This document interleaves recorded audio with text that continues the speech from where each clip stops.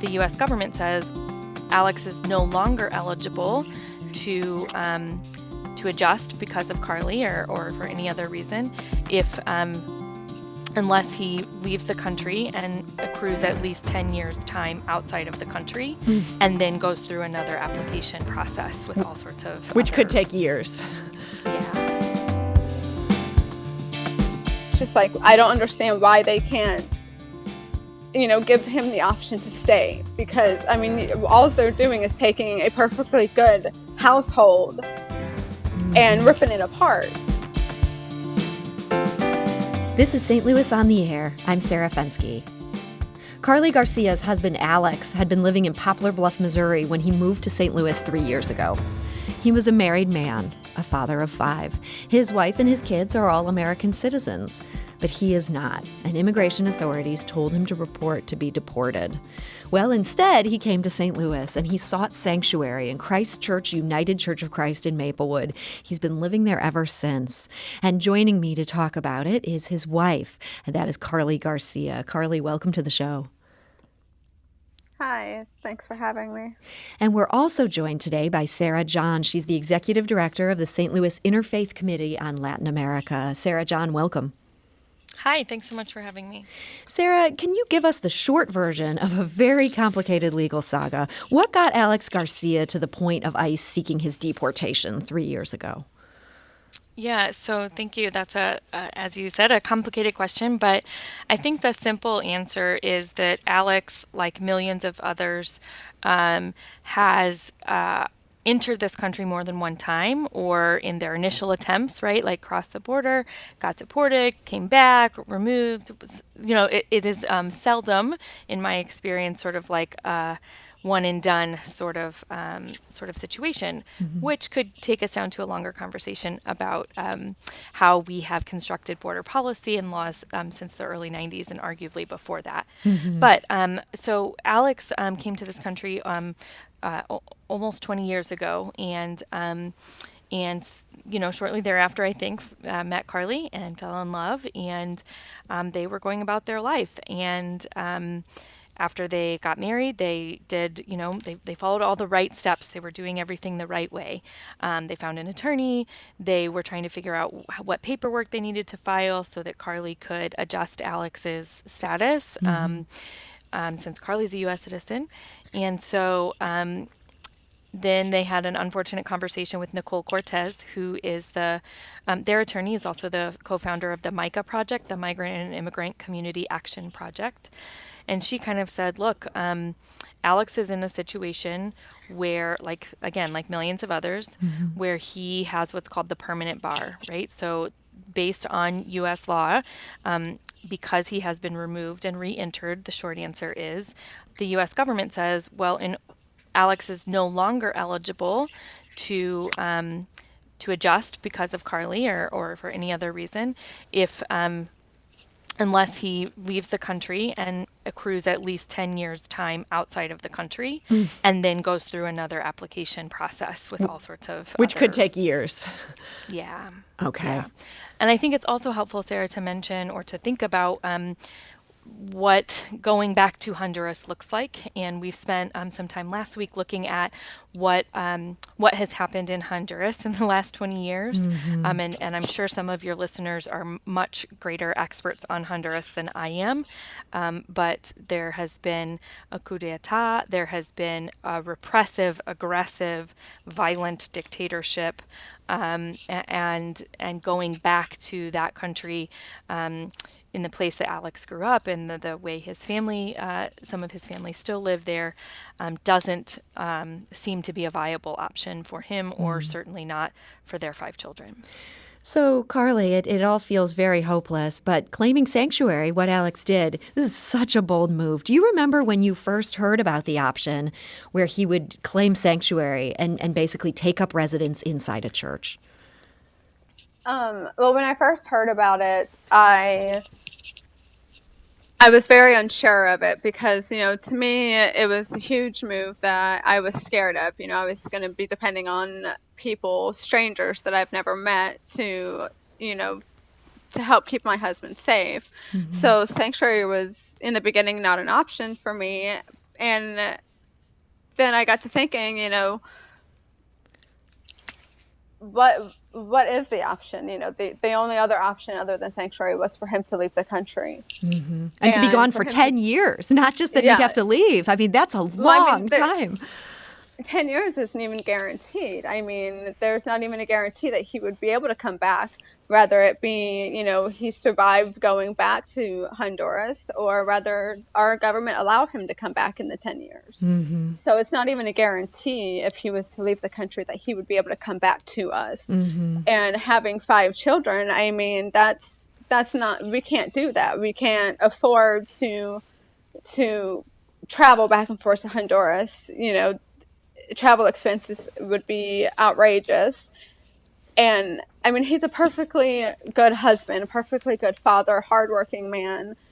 And, he pays his taxes. He helps the community when he can. And it's just like, I don't understand why they can't, give him the option to stay. Because, I mean, all they're doing is taking a perfectly good household and ripping it apart. And Carly, when he came up here to move to move into this church in Maplewood, did you ever imagine that he would still be there, living in that church 3 years later? Not at all.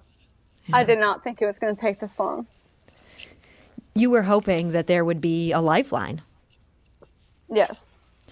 Sarah, tell us this idea of taking sanctuary in a church. I remember when I first heard about Alex's case 3 years ago, it was hard to get my head around. It was like, wait, a person moves into a church, and at that point, the federal government doesn't move in to arrest them. What are the roots of this movement of saying, hey, here's how we're going to handle what we feel like is an injustice? Well, I also was not an expert, and nor do I consider myself to be an expert on this very ambiguous rather thin protection. I think what's helpful when we look at sanctuary, what's helpful to understand is that in some ways, what we're doing is using this tool as a way to hold up the moral dilemma that we are confronted with in how immigration policy is functioning in the United States today. So what that sort of, to get into a little of the specifics, what it means is that there's an internal memorandum from Immigration and Customs Enforcement. So this came, the current governing memo is from just a few years ago under the Obama administration. There have been several memos of this kind, at least since, I think I've heard since the early 90s.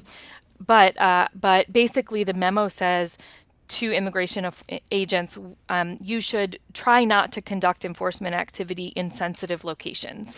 And then it enumerates 5 sensitive locations, which includes places like schools, hospitals, and houses of worship, right? And so I think some of us could look at least this most recent sensitive locations memo and look at how you see Congress having been debating comprehensive reform and other immigration reforms for 15 years at least, and not coming to any solution.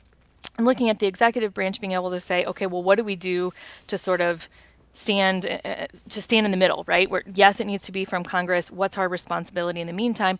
Let's try to at least keep people safe in some of these sort of origin story of democracy, right? The right to freedom of speech, the right to worship, right? Think of those sort of like the constitutional founding principles, right? So people should be able to worship without being afraid that they were going to be prosecuted or persecuted while they're there. And so that's what the sensitive location sort of like tool behind it is, just an internal memo. I will also just share briefly that the memo is about 3 pages long. So as you can imagine, that does not provide a lot of detail. It's also just a memo, right? So we have seen prior to Alex entering sanctuary, and certainly in the last 3 years, ways that the federal government has sort of chipped away at those already slim protections. And like many other memos, those can change. And so I think what many of us feel and believe, and certainly when you meet the people of Christ Church, this is also an expression of their deeply, profoundly held beliefs about how we need to treat other people. And so offering sanctuary and standing with Carly and Alex in this moment of injustice is inseparable to how they live into their Christian values. We're talking today to Sarah John. She's the executive director of the St. Louis Interfaith Committee on Latin America. And we're also joined today by Carly Garcia. And her husband, Alex Garcia, has claimed sanctuary in a Maplewood church. That's in order to resist deportation to Honduras. Carly, I understand you recently moved to St. Louis along with your kids. Was this an effort to get closer to Alex, to be able to see him more frequently?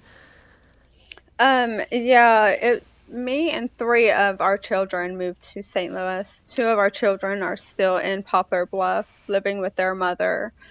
But my move to St. Louis was due to my health. The separation of Alex, the stress driving back and forth every weekend.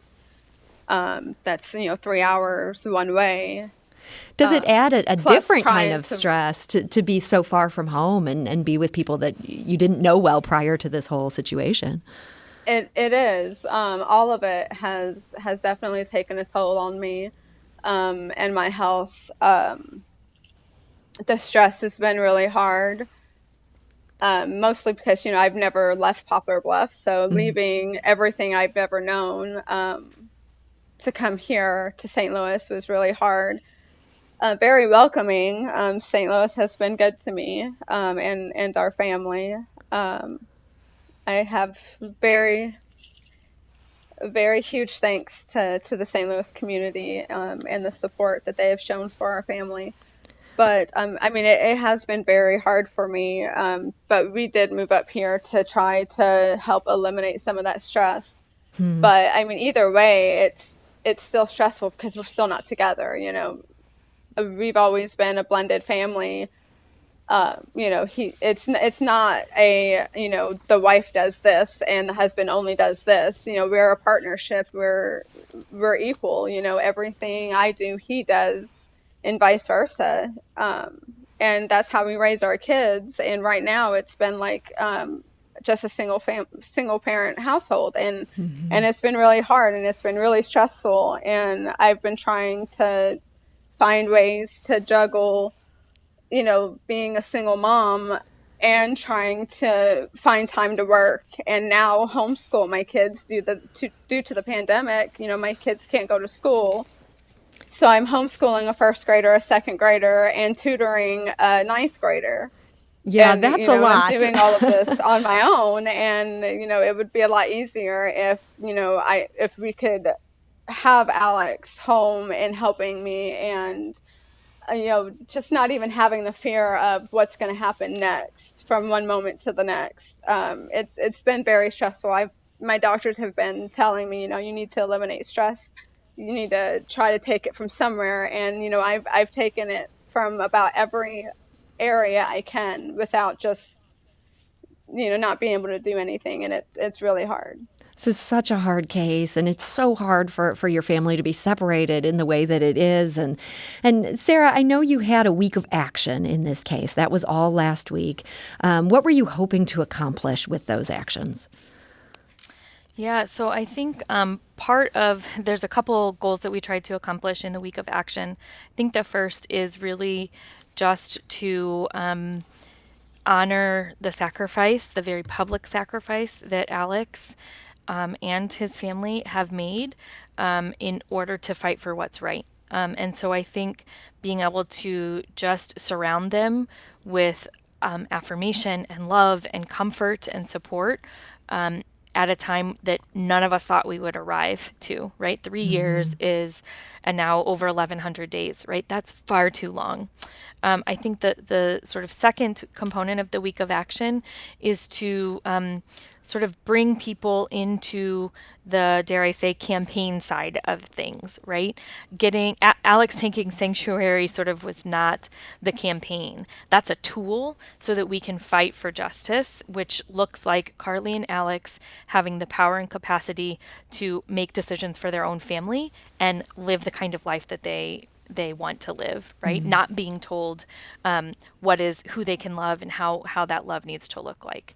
So part of the week of action was spent on understanding laws and policies, understanding root causes, and then finishing looking at what strategies we're going to pursue in this third year so that folks who feel, right, a lot of us feel this is bad, this is sad, this is ugly, this isn't fair. How do we turn those feelings into concrete actions such that the people who are in power, who have tools right now that could make this right, are choosing not to do so? How we can get to those people so that this family can be put back together, so that then we can carry this work to the broader scale. And Carly, after this week of action, are you feeling a renewed sense of hope that maybe there can be some sort of positive resolution to this case? Well, hope definitely means a lot different to me now than it used to. But seeing the new support from people, yes, I know that we'll continue to gather the support from our community and others around us. But yeah, I am hopeful. Well, Carly Garcia, I want to thank you so much for joining us, and I wish the best of luck to you and to Alex. Thank you. And Sarah John, Executive Director of the St. Louis Interfaith Committee on Latin America, thank you for joining us today. Thank you so much. We have put additional resources up on our website, so if folks are feeling like they want to support Carly and Alex or looking for ways to get involved, they can certainly find that at stl-ifcla.org. Okay, and we will also make sure to have that on our website, which is stlpublicradio.org. Podcast episodes of St. Louis on the Air are available at stlpublicradio.org, or you can subscribe for free on Apple Podcasts, the Stitcher podcast app, or wherever you get your podcasts. St. Louis on the Air is produced by Evie Hemphill and Lara Hamden, with production assistance from Aaron Dorr. The senior producer is Emily Woodbury, and the executive producer is Alex Hoyer. St. Louis on the Air is a production of St. Louis Public Radio. That's 90.7 KWMU. Thank you for listening. I'm Sarah Fensky.